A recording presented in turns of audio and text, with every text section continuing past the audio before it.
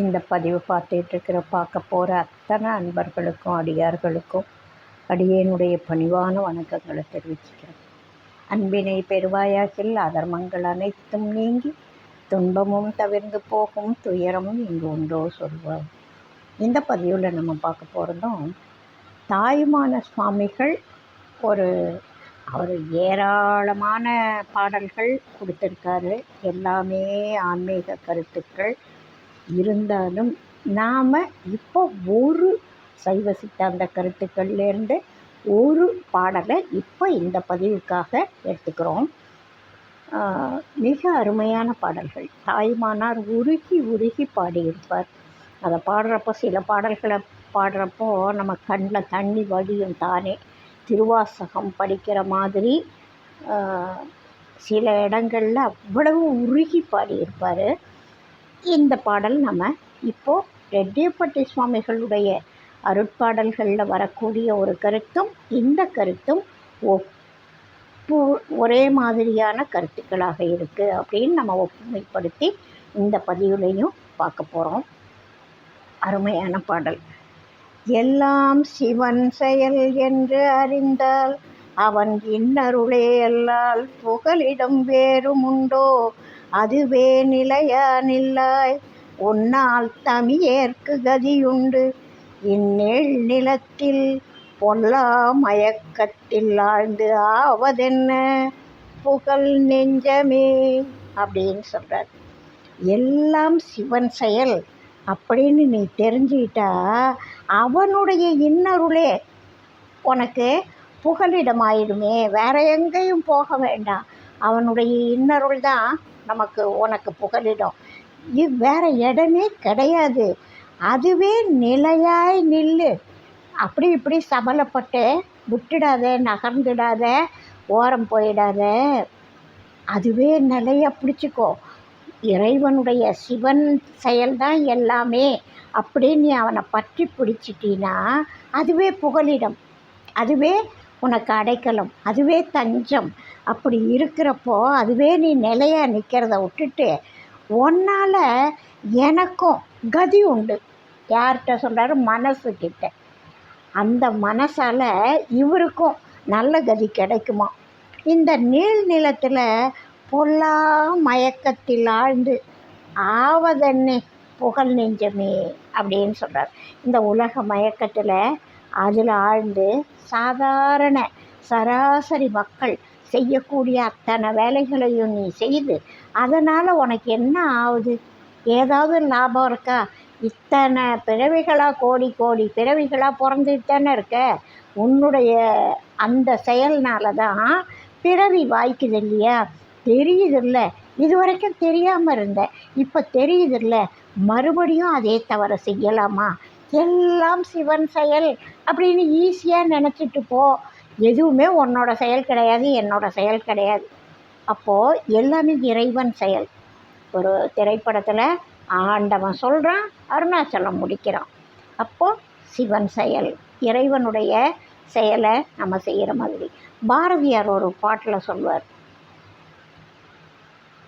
தன் செயல் எண்ணி தவிப்பது தீர்ந்து இங்கு நின் செயல் செய்து நிறைவு பெறும் வண்ணம் நின்னை சரணடைந்தேன் அப்படின்னு சொல்வார். நின்னை சரணடைந்தேன் கண்ணம்மா அப்படின்ற பாடலில் மிக அருமையான வரி.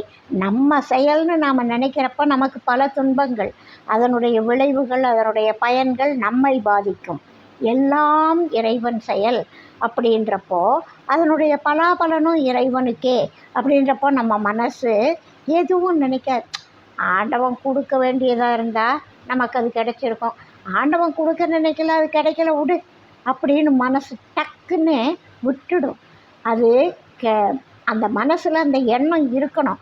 இறைவன் செயல் நமக்கு ஒன்று கிடைக்கிறதும் நமக்கு ஒன்று கிடைக்காம போகிறதும், நாம் ஒரு செயலை செய்து முடிக்கிறதும் செய்யாமல் விட்டு போகிறதும், நம்ம விரும்பினது கிடைக்கிறதும் கிடைக்காததும் எல்லாம் சிவன் செயல். நாம் ஆசைப்படலாம், ஆசைப்படுறது மனசோட இயல்பு. ஆனால் இந்த உண்மை புரிஞ்ச பிறகு அது தானே ஆசைப்படாது. கிடைக்கணும்னா கிடைக்கும், கிடைக்காதுன்னா கிடைக்காது அப்படின்ற அந்த பக்குவ நிலை நம்ம மனசுக்கு வாய்க்கும். அதனால் என்ன செய்ய சொல்கிறாரு, எல்லாம் சிவன் செயல் என்று அறிந்தால் அவன் இன்னருளே அல்லால் புகலிடம் வேறும் உண்டோ. அப்போ அவனுடைய இன்னருளே நமக்கு புகலிடம். எதுவும் நமக்கு கவலையே கிடையாது. எல்லாத்தையும் அங்கேயே ஒப்படைச்சிட்டு நிம்மதியாக இருக்கலாம். அதுவே நிலையா நில்லாய். உன்னால் எனக்கும் உய்வு உண்டு, கதி உண்டு. இந்த நீள்நிலத்தில் பொல்லா மயக்கத்தில் ஆழ்ந்து ஆவது என்ன புகழ் நெஞ்சமே அப்படின்னு சொல்கிறார். இந்த உலக மயக்கத்தில் நீ மாட்டி சிக்கி தவிச்சு கெட்டு போயிடாத, அவனுடைய இன்னருள் தான் அடைக்கலம் அப்படின்னு நீ நிலையாக நின்னா உன்னால் எனக்கும் கதி உண்டாகும், நற்கதி உண்டாகும் அப்படின்னு சொல்கிறார். இது கருத்தில் ரெட்டியப்பட்டி சுவாமிகள் சொல்கிறார் ஒரு அருமையான பாடல். வந்ததை ஒப்புக்கொள்வாய் மனமே. இவரும் மனசுக்குத்தான் உபதேசம் பண்ணுறார். வந்ததை ஒப்புக்கொள்வாய் மனமே, வந்ததை ஒப்புக்கொள்வாய், வந்ததுவே சிவன் தந்ததென்றறிந்து சிந்தை மகிழ்ந்தே தேறி தெளிந்து வந்ததை ஒப்புக்கொள்வாய். இறைவன் என்ன பண்ணுறான், என்ன அதனால் நமக்கு என்ன லாபம்னு பாருங்கள். மட்டுப்படாத கவலையை ஒழித்தும் வையகம் தன்னில் மகிமை அளித்தும் வெட்ட வெளிதனில் பம்பரம் போல விசை கொண்டாடிடும் விமலனை கூடி வந்ததை ஒப்புக்கொள்வாய். அவன் நமக்கு என்ன செய்வான், பாசபந்தமதை வேரறத்தாக்கி பஞ்ச புலன்கள் பரந்திட போக்கி ஆசை கொண்டு வெகு நேசமதாக ஐயன் திருவடி அனுதினம் நோக்கி வந்ததை ஒப்புக்கொள்வாய் மனமே, வந்ததை ஒப்புக்கொள்வாய். வந்ததுவே சிவன் தந்ததென்றறிந்து சிந்தை மகிழ்ந்தே தேறி தெளிந்து வந்ததை ஒப்புக்கொள்வாய். இதனால் உண்மையான லாபம் என்ன அப்படின்னா, மனசு எவ்வளோ வெயிட்லெஸ் ஆகுது பாருங்கள். நல்லது கெட்டது நமக்கினி இல்லை, நல்லது கெட்டது நமக்கினி இல்லை, நாவுக்கு அறுசுவைக்கு அஞ்சியே தொல்லை, பல்லுயிர்க்கெல்லாம் பரமனே இருக்க பஞ்சமும் உண்டோ பயம் நமக்கேது, வந்ததை ஒப்புக்கொள்வாய் மனமே, வந்ததை ஒப்புக்கொள்வாய். ஹைலைட் மாதிரி வந்ததுவே சிவன் தந்ததென்றறிந்து சிந்தை மகிழ்ந்தே தேறி தெளிந்து வந்ததை ஒப்புக்கொள்வாய். அவர் செய்த அதே உபதேசம் அதே மனசுக்கிட்ட சொல்கிறாரு. ஓ மனமே, ஏன் நீயே அவஸ்தைப்படுற, என்ன வருதோ அது சிவபெருமான் கொடுத்தது அப்படின்னு வந்ததை ஒப்புக்கொள்ளு, வராத விட்டுடு. எது வந்ததோ அது யார் கொடுத்தது, நீயா சம்பாதிச்சதில்லை, நீயா தேடினதில்லை, நீயே உன்னுடைய முயற்சியால் அடைஞ்சதில்லை. வந்ததுவே சிவன் தந்தது என்று அறிந்து, சிவபெருமான் கொடுத்ததுன்னு தெரிஞ்சுக்கோ. கொடுத்தது நம்முடைய நன்மைக்காக, நாம் உய்வதற்காக, நம்முடைய வினைப்படி நமக்கு சேர வேண்டியது சேர்ந்துடுது அப்படின்னு சிந்தை மகிழ்ந்து ஏற்றுக்கொள். அழுதுகிட்டே ஏற்றுக்காத, திட்டிகிட்டே ஏற்றுக்காத, சிந்தை மகிழ்ந்தே. இப்போ சிந்தையில் உனக்கு மகிழ்வு வந்துடுது. அதனால் நம்ம நினச்சது நடக்கலையே அப்படின்லாம் நீ கவலைப்பட மாட்டேன். உன்னுடைய மனசு உனக்கு தேர்தல் சொல்லும். தேறி தெளிந்து தெளிவான சிந்தனையோட மகிழ்வோட புரிஞ்சு வந்தது எதுவோ அது இறைவன் தந்தது அப்படின்னு நினச்சிக்கோ. இதெல்லாம் இல்லாமல் என் தலையெழுத்து ஏதோ ஒன்று கிடச்சிது அப்படின்னு ஏற்றுக்கிறது அது இது இல்லை. அதை ஆண்டவர் அதை சொல்லலை. சுவாமிகள் பாடல்கள் மகான்கள் யாருமே அப்படி சொல்லலை. தலையெழுத்தேன்னு ஏற்றுக்கிறதோ, அதாவது நம்ம செயல் இல்லை, ஒன்று நம்ம கைக்கு வந்துடுது, அது நம்ம வேணான்னாலும் போகாது, வேணுன்றது மட்டும் வராது. இது எல்லார் வாழ்க்கையிலையும் உண்டு. அப்போது வந்ததுவே சிவன் தந்தது அப்படின்னு தெரிஞ்சு சிந்தை மகிழ்ந்து நாம் ஏற்றுக்கிற போது, அந்த தெளிவோடு இருக்கிற போது நம்ம குழப்பமே இல்லை, வருத்தமே இல்லை, விருப்பு வெறுப்பே இல்லை, எல்லாமே இல்லாமல் ஆகாமியம் இல்லாதாகும். ஆகாமியம் சேராது. எந்த செயல் செய்தாலும் அது இறைவனுடைய செயல் அப்படின்னு நாம் நினைக்கிறப்போ ஆகாமியம் சேராது. இன்னொரு பலன், நம்ம இப்போ வேணான்றோம், அது வந்துடுது. அப்போது ஏதோ வகுத்தான் வகுத்த வகையெல்லால் கோடி தொகுத்தாருக்கும் திட்டல் அடிது. நம்ம என்ன தான் ஒரு கோடி கோடியாக வச்சுருந்தாலும் ஒரு சாப்பாட்டை, விரும்பின சாப்பாட்டை சாப்பிட முடியல. அதுக்கு யார் காரணம்? அதுதான் வகுத்த வகை. வகுத்தான் நமக்கு வகுத்து கொடுத்த வகை, அவ்வளவுதான். இப்போ இந்த காலத்தில் நிறைய பேர் இதை பார்க்கலாம். ஒரு டாக்டரை பார்க்குறதுக்கு நிறைய பேர் ஒரு இடத்துல கூடியிருக்கீங்க, போய் பார்க்குறோம், கூடியிருக்கோம். அப்போது ஒருத்தர் பேசிகிட்டு இருக்கோம். பெரிய பணக்காரராக இருப்பார். ஒரு வடை சாப்பிட அவருக்கு ரொம்ப பிடிக்கும், ஆனால் சாப்பிட முடியாது. ஏன்? எண்ணெயில் பொரித்த பொருள் சாப்பிடக்கூடாதுன்னு டாக்டர் சொல்லிட்டார். சுகர் இருக்கும், சர்க்கரை போட்ட இனிப்பு பண்டம் அவருக்கு ரொம்ப பிடிக்கும். சோம்பப்படின்னா ரொம்ப பிடிக்கும், ஜாங்கிரின்னா ரொம்ப பிடிக்கும், ஆனால் சாப்பிட முடியாது. இப்படி ஒரு விஷயத்தை வேண்டான்னு சொன்னாலும் அது இறைவன், ஒரு விஷயம் நமக்கு கிடைச்சாலும் அது இறைவன் செயல் அப்படின்றத நம்ம தேறி தெளியணும். இதை பல பேருடைய அனுபவங்கள் இப்போது நிறைய இதெல்லாம் நம்ம தெரிஞ்சுக்கலாம். உடம்புல இல்லாத நோயே இல்லைன்ற அளவுக்கு சில பேர் இருக்காங்க. ஒவ்வொருத்தரும் ஒரு நோயை கையில் பிடிச்சிட்டு இருக்காங்க. வாழ்வியல் முறை, உணவு முறை, உடலுக்கான உழைப்பு முறை, நிறைய மாற்றங்கள். அப்போ அமைதி, சந்தோஷம் அதிகமாக இருந்தது. இப்போ அமைதிக்கு நேரமே இல்லை, ஒதுக்க முடியல. உடல் உழைப்பு மாற்றங்கள், ஜிம்முக்கு போகிறாங்க, அது வேற. இயற்கையாக உடல் உழைப்பு வேறு மாதிரி இருந்தது. அப்போது நோய் கம்மியாக இருந்தது, நிறைய தூரம் நடப்பாங்க. இப்போ நடக்கிறதுக்கே வேலை இல்லை. இயற்கையாக உடம்புலேருந்து வியர்வை கழிவுகள் வெளியில் வரும். இப்போ எப்போதும் ஏசி, வியர்வை வெளியில் வர்றதுக்கு வாய்ப்பே இல்லை. ஏசி, ஃபேன், இப்படி காற்றோட்டம். இப்போ உடம்பு வேறு மாதிரி இருக்குது, அதனால் கழிவுகள் வெளியேற வாய்ப்பு இல்லை. இப்படி பல காரணங்களால் நமக்கு பல பிரச்சனைகள் ஏற்படுது. இதை விட அவசரகதியிலேயே வாழ்க்கை ஓடிட்டுருக்கு. சின்ன குழந்த முதல் கொண்டு என்னை டென்ஷன் படுத்தாதீங்க அப்படின்னு சொல்லுது. ஒரு 3 வயசு 4 வயசு குழந்த என்னை டென்ஷன் படுத்தாதீங்கன்னுது.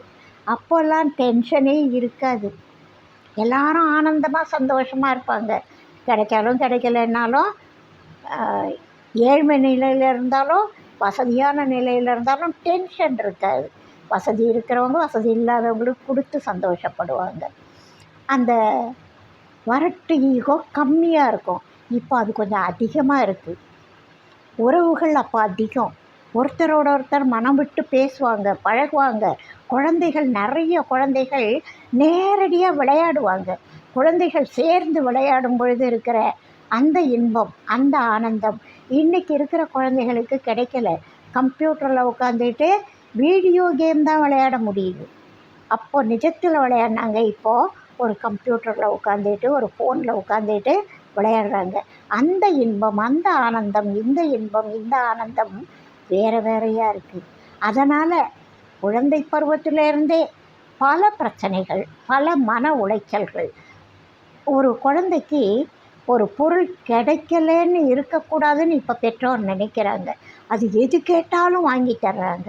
அப்போ குழந்தைகளோட மனசில் நான் கேட்குறது கிடைக்கும் அப்படின்னு ஒரு எண்ணம் செட் ஆகி போகுது. எப்போ கிடைக்கலையோ அந்த குழந்தைங்களால் அதை தாங்க முடியல. இப்படி பல பல காரணங்களால் மிக மிக மென்மையான மனசாயிடுது. இப்போ எதையும் தாங்கும் இதயம் இப்போல்லாம் கிடையாது. எதையுமே தாங்காத இதயம். சின்ன சின்ன விஷயத்துக்கு கூட பெரிய அளவில் கவலைப்படுற மனம் இப்படி எல்லாத்துக்கும் காரணம், மூல காரணமாக இதை வச்சு பாருங்கள், எதுவுமே இருக்காதே. வந்ததை ஒப்புக்கொள்வாய். அப்போ வந்ததை நம்ம ஏற்றுக்கிட்டா நமக்கு ஏன் டென்ஷன் வருது இல்லையா? அப்போது பல கவலைகள், பல பிரச்சனைகள், பல நோய்கள் நம்மை அணுகாமலே போகும். அது எல்லாத்துக்கும் இது மூலாதாரம். வந்ததை ஒப்புக்கொள்வாய். மனமே, நம்ம மனசு எவ்வளோ கூலாகிடும் பாருங்கள். வந்ததை ஒப்புக்கொள்வாய். வந்ததுவே சிவன் தந்தது என்று அறிந்து சிந்தை மகிழ்ந்து தேறி தெளிந்து வந்ததை ஒப்புக்கொள்வாய் அப்படின்னு சொல்கிறார். இந்த நாவுக்கு நிறைய பேர் அடிமை. அந்த அடிமைத்தனத்தை வேண்டான்னு சொல்கிறார். அதுக்கு பல தொல்லைகள் அதனால தான் வருது. நாக்கு செய்கிற சில வேலைகளில் முக்கியமான வேலை ஒன்று பேசுகிறது, இன்னொன்று சாப்பிட்றதுக்கு ஆதாரமாக இருக்குது. பேசுகிறதும் வீணாக பேசினா தொல்லை, சொல்ல வேண்டியதை சொல்லலைன்னாலும் தொல்லை, சொல்லக்கூடாததை சொன்னாலும் தொல்லை. அதே மாதிரி சாப்பிட வேண்டியதை சாப்பிட்லன்னாலும் தொல்லை, சாப்பிடக்கூடாததை சாப்பிட்டாலும் தொல்லை. மிகினும் குறையினும் நோய் செய்யும். இந்த உடம்புக்கு நோய் வர்றதுக்கு காரணமாக இருக்கிறதே சுவை உணர்வு. இது எனக்கு பிடிக்காது. பாகற்காய் சாப்பிடுன்னு சொன்னால் இப்போ இருக்கிற குழந்தைக்கு எனக்கு அது பிடிக்காது, நான் தொட மாட்டேன் அப்படின்னு சொல்கிறாங்க. ஏன்னா அது கசப்பு, எனக்கு வேண்டாம். இனிப்பு வேண்டான்னா இனிப்பு நிறைய வேணும் அப்படின்னு சொல்லுவாங்க இப்போ இருக்கிற குழந்தைங்க. அதுபோல் இந்த நாக்கால்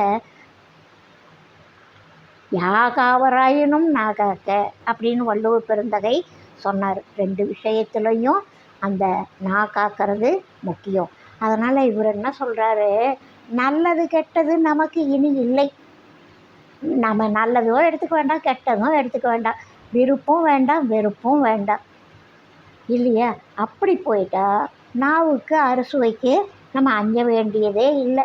அது சொன்ன பேச்சு கேட்குதில்ல, நான் சொன்னதை கேளுன்னு சொன்னால் கேட்குதில்ல. அப்போது இந்த அஞ்ச வேண்டிய அவசியம் இல்லை. எல்லா உயிர்களுக்கும் பரமனே இருக்கிறாரு. அப்புறம் நமக்கு என்னையா பஞ்சம்?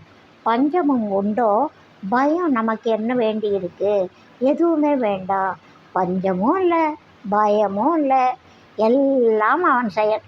அவனன்றி ஓரணுவும் அசையாது அப்படின்னு சொல்கிறாங்க. இது திருவிளையாடல் படத்தில் நான் அசைந்தால் அசையும் அகிலம் எல்லாமே. நான் அசையலைன்னா இந்த அகிலத்தில் அசைவே இல்லை. இதை இறைவன் அழகாக படம் பிடிச்சு காமிக்கிறாங்க. இப்போது தேவார திருவாசகங்களில் வார்த்தையால் சொல்கிறாங்க. அந்த திருவிளையாடல் படத்தில் படக்காட்சியாக காமிக்கிறாங்க. அது எவ்வளவு பெரிய உண்மை அப்படின்றத உட்கார்ந்து உணர்ந்து பார்த்தா உண்மையிலேயே இந்த பொறிகள்லாம் வேலை செய்யுது. எல்லாமே சிந்திச்சு பார்க்குறப்போ நம்ம கேட்டு சுவாசம் வருதா, நம்ம கேட்டு காற்று உள்ளே போதா, நாம் சொல்லி அந்த காற்று வெளியில் வருதா, நாம் சொல்லி ரத்தம் பம்ப் ஆகுதா, நாம் சொல்லி ஏதாவது நடக்குதா? இல்லை. இந்த உடம்பில் 96 தத்துவங்கள்னு சொல்கிறாங்கல்ல, நம்ம வாயில் போடுறோம். அந்த உணவு பொருள் நாம் சொல்லி நாம் என்னெல்லாம் கண்டிஷன் போடுறோமோ அந்த பிரகாரம்தான் வயிறு வேலை செய்தா, அங்கே என்னென்ன சுரக்குது, என்னென்ன உறுப்புகள் எப்படி எப்படி வேலை செய்யுது, இதெல்லாம் நாம் சொல்லி செய்த இல்லையே, அதெல்லாம் தானே நடக்குது. இப்போ யாரோ செய்கிறாங்கன்னு தானே அர்த்தம். யாரோ அசைவிக்கிற போது தான் அசையும். அப்போ யாரோ அசைவிக்கிறாங்க, அது அசையுது. வாயில் போட்ட உணவு குறிப்பிட்ட நேரத்தில் அது அழகாக போய் இரைப்பைக்குள்ளே விழுதா. ஒவ்வொரு பொருள் ஜீரணமாகிறதுக்கு ஒவ்வொரு நீர் சுரக்குதான். அதுக்கப்புறம் அது ஜீரணமாகி போதான். அதுக்கப்புறம் அது சிறுகுடலில் போதான். உடம்பில் இருக்கிற அத்தனை உறுப்புகளுக்கும் தேவையான சக்தியை, எனர்ஜியை அந்த அரைக்கப்பட்ட உணவுலேருந்து எடுத்துக்குது. நம்ம இது எல்லாருக்கும் தெரிஞ்ச உண்மை. இப்படி பல உடல் மாற்றங்கள் எல்லாத்துக்கும் காரணமாக இருக்கிறது நாம் அல்ல. யாரோ ஒருத்தர் அசைவிக்கிறாங்க, அசைஞ்சிகிட்ருக்கோம். இந்த உண்மையை புரிஞ்சுக்கிட்டால் நம்ம மனசு சொன்ன பேச்சை கேட்கும். அதை தான் சுவாமிகள் சொல்கிறாங்க, வந்ததை ஒப்புக்கொள்வாய் மனமே, வந்ததை ஒப்புக்கொள்வாய். வந்ததுவே சிவன் தந்ததென்றறிந்து சிந்தை மகிழ்ந்தே தேறி தெளிந்து வந்ததை ஒப்புக்கொள்வாய் அப்படின்னு உபதேசம் பண்ணுறாங்க. தாய்மான சுவாமிகள் எப்படி சொன்னாங்களோ அதே கருத்தை அதை விட அதிக விளக்கமாக சுவாமிகள் சொல்லியிருக்கிறது நம்ம தெரிஞ்சிக்க வேண்டிய ஒரு பாடல், தினமும் சொல்லிக்கொள்ள வேண்டிய பாடல் அப்படின்னு சொல்லி, இந்த மாதிரி நல்ல கருத்துக்கள் உங்களுக்கு பிடிச்சிருக்குன்னா லைக் பண்ணுங்கள், ஷேர் பண்ணுங்கள், உங்களோட கனிவான கருத்துக்களை சொல்லுங்கள். இதுவரை பண்ணாதவங்க சப்ஸ்கிரைப் பண்ணுங்கள். வாழ்க வளமுடன், வாழ்க வையகம், வாழிய நாளும் மேன்மை, வாழ்க நல்லறங்கள் எல்லாம், வாழிய பெரியோன் நாமம் வாழியே வாழி வாழி. அடுத்த பதிவில் அடுத்த ஒரு கருத்தோடு சந்திப்போம். வாழ்க வளமுடன்.